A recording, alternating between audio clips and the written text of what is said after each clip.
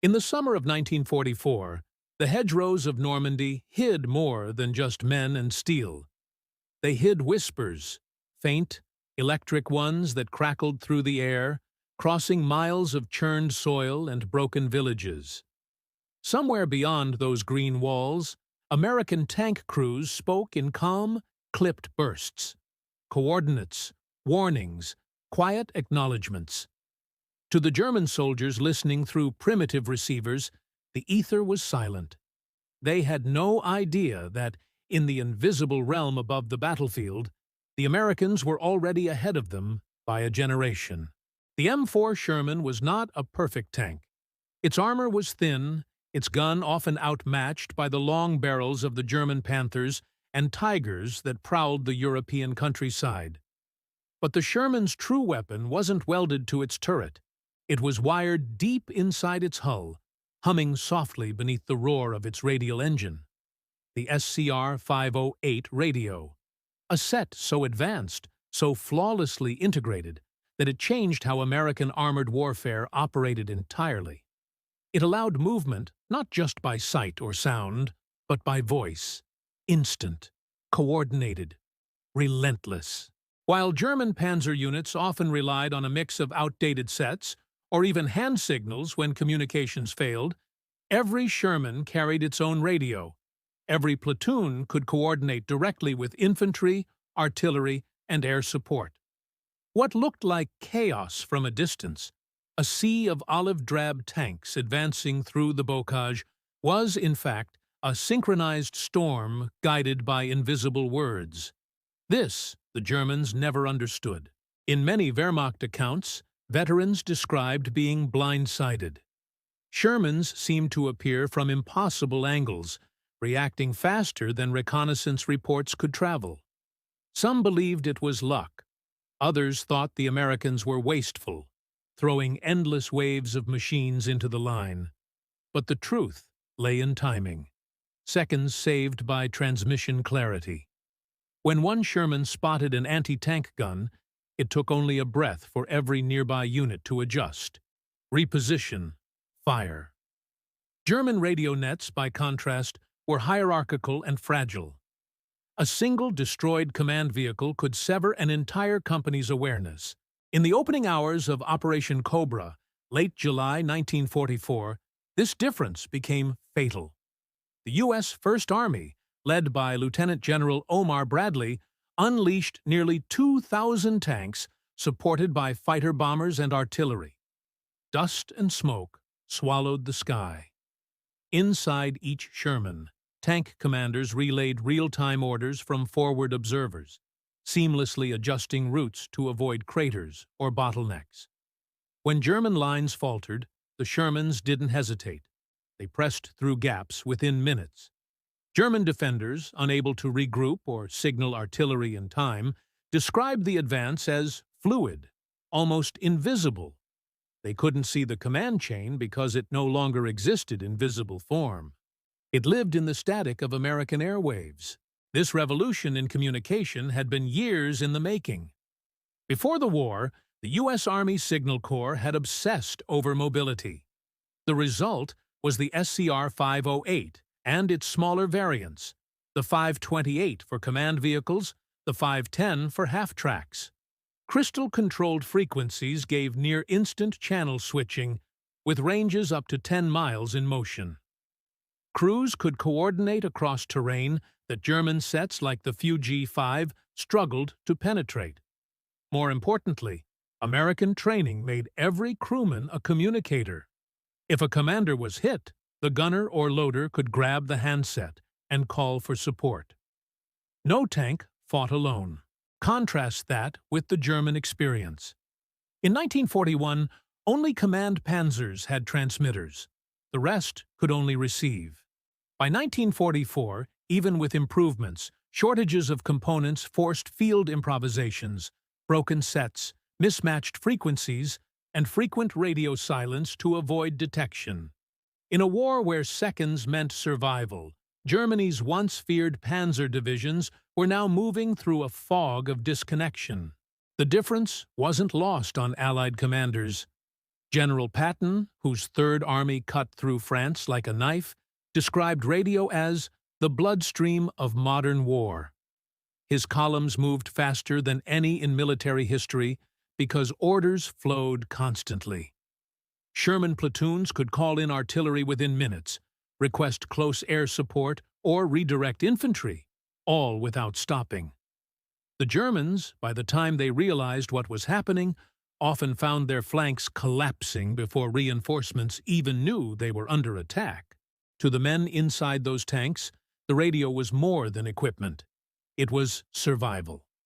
In the roar of engines, the stench of gasoline and cordite, the voice on the other end of the line meant connection, proof that someone still heard them. When shellfire tore through the hedgerows, commanders shouted bearings, loaders yelled, "On the way!"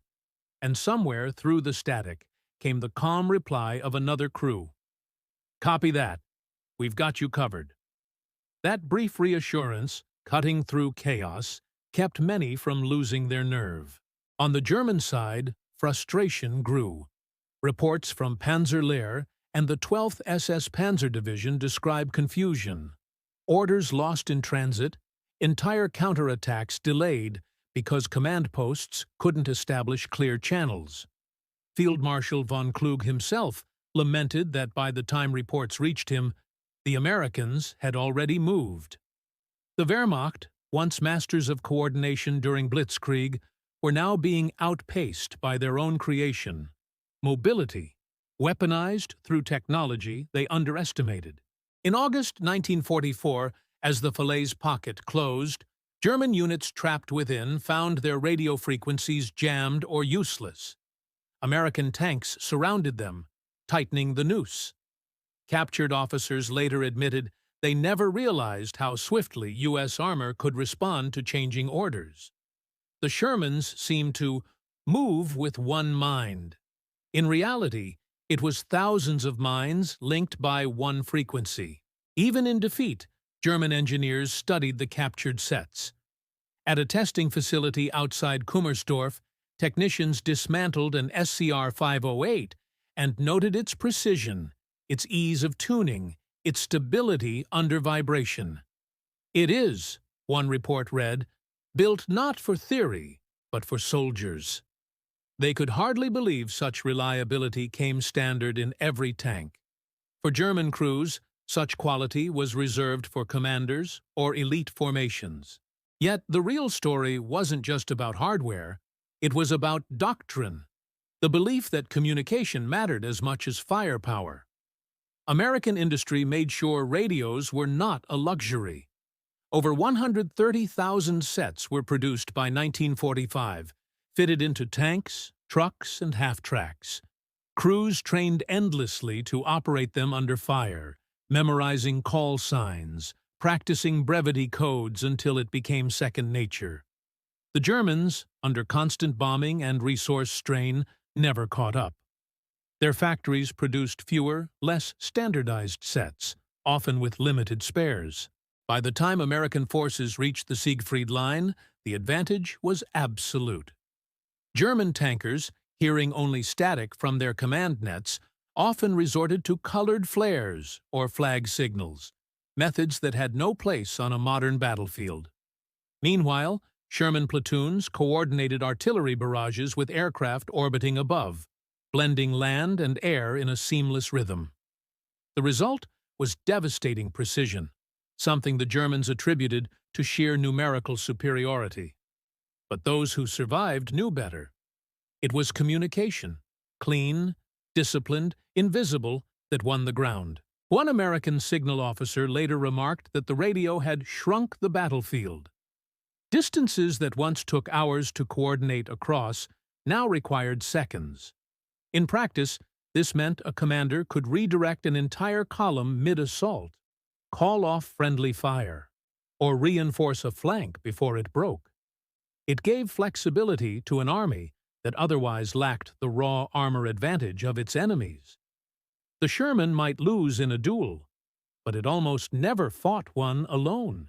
Even the crews themselves came to trust the radio more than their own eyes.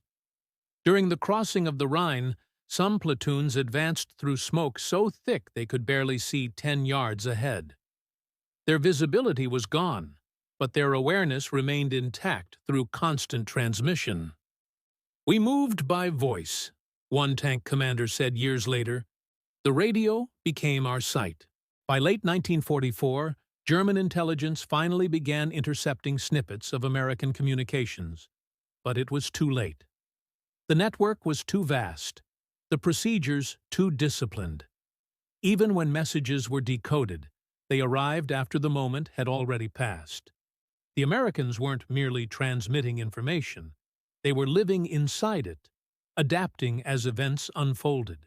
There's an irony in how the Germans viewed technology. They built some of the most mechanically advanced tanks of the war: Panthers, Tigers, Jagdpanthers, machines of fearsome precision and firepower. But they built them as individuals, not as parts of a system. Each was a masterpiece, but isolated. The Americans, with their less glamorous Shermans, built for connection. Each tank was a node in a living network. That, more than armor thickness or gun caliber, determined who dominated the battlefield. The lesson became painfully clear during the Ardennes offensive, December 1944. Amid snow and fog, German columns tried to replicate their early war lightning strikes, but without consistent communication, coordination collapsed. American radio discipline turned what could have been chaos into controlled resilience. Tank crews reported positions, weather updates, fuel shortages, keeping headquarters informed in real time. When roads jammed and ambushes formed, higher command rerouted units within minutes.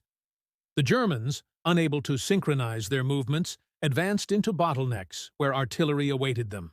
In interviews decades later, surviving Wehrmacht officers admitted envy. "The Americans could talk to anyone," one said. "We could only talk upward." That single sentence captured the structural flaw that haunted German command from Normandy to the Rhine. Their system was rigid, delayed, dependent on hierarchy. The Americans, through their radios, achieved what their doctrine called mission command: flexibility born of trust and instant communication. When historians debate why Allied forces moved so swiftly after D-Day, many point to logistics, numbers, or air superiority. But under those layers lies something simpler and more profound: the human voice carried across the air, guiding the movement of steel and men with precision that no amount of armor could counter. It wasn't technology for its own sake, it was the ability to make thousands act as one, to make chaos manageable. Even as late as 1945, in the ruins of Germany, captured troops expressed disbelief that every American tank had its own radio. Some thought it was propaganda until they saw the hardware themselves. To them, the radio was a commander's privilege. To the Americans, it was a necessity. The difference between the two philosophies had decided the fate of armies. In the years after the war, analysts and generals traced patterns of victory back through the web of communication. They found that wherever American radios worked, operations succeeded with astonishing coordination. Wherever they failed, crossed signals, damaged antennas, confusion followed. The machine that had made the difference wasn't glamorous, and it never appeared in propaganda reels. But for those who understood modern warfare, it was clear. The radio had won more battles than any tank gun ever did. For the German troops who fought against Shermans, the confusion never truly left them. They remembered the sound of engines in the mist, attacks coming faster than scouts could report, a sense of being hunted by an enemy that always seemed to know their next move. What they could not see, and never fully grasped, was that the real weapon had been whispering through the air the entire time. When the war finally ended and silence returned to Europe's fields, the static faded too. The same frequencies that once carried orders now carried homecoming messages. And in that silence, one truth lingered. Wars are no longer won by who fires first, but by who communicates best. The Sherman, underestimated and mocked for its armor, had proven this beyond doubt. Its gun could be outmatched, its shell could fail, but its voice, steady, clear, and unbroken, had carried the Allies to victory. Somewhere in a museum today, if you lean close to a preserved Sherman and peer inside, you'll see it. A small metal box with dials and switches, dusty from decades past. It doesn't look like much, but once that box connected men across battlefields, carried courage through static, and changed the course of a world at war.